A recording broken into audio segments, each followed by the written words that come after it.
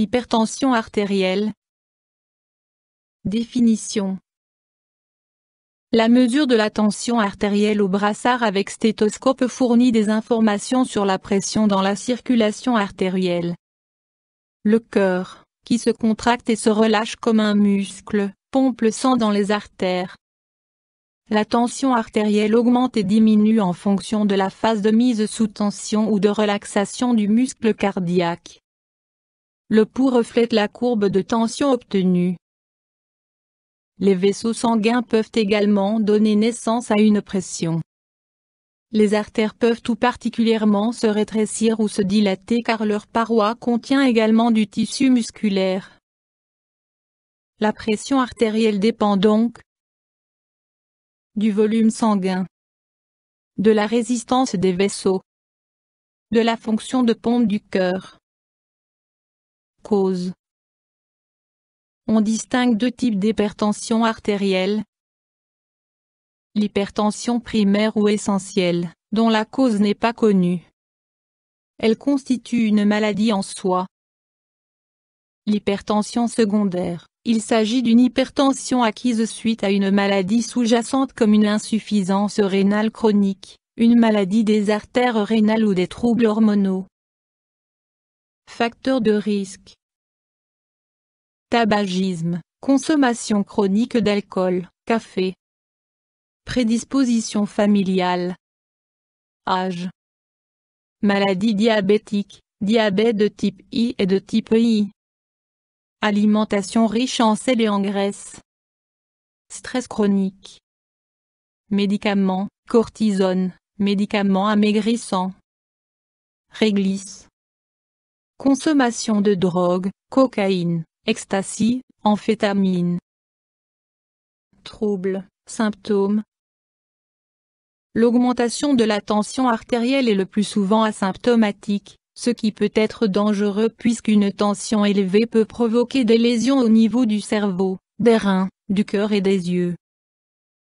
Les premiers signaux d'alerte peuvent se présenter sous forme de céphalée, vertige, saignement du nez, douleur thoracique, dyspnée, troubles visuels. Situation d'urgence. Troubles visuels importants. Vertige.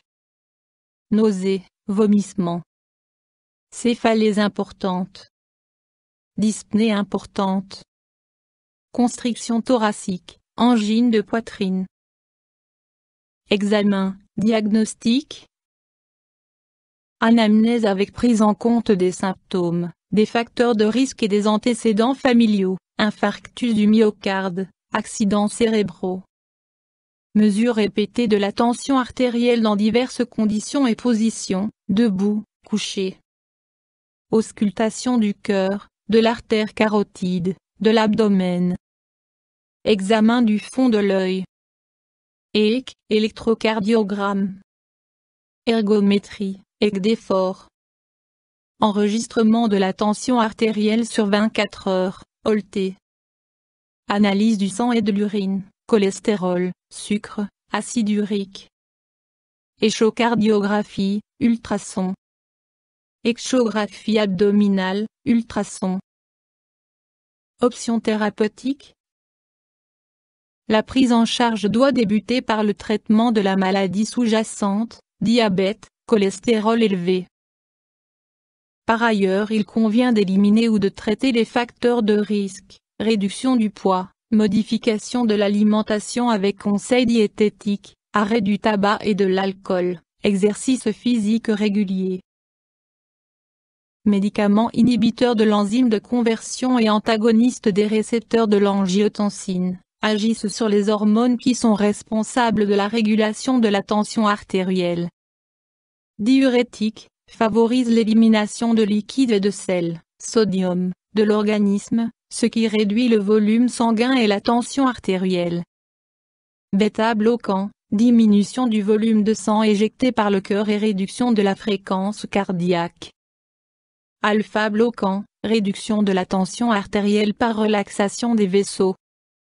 Antagonistes cassiques, Diminution de la tension des vaisseaux, ce qui diminue le travail du muscle cardiaque. Il est essentiel de suivre scrupuleusement le traitement prescrit afin de prévenir le développement de lésions d'organes sur le long terme. Complications possibles.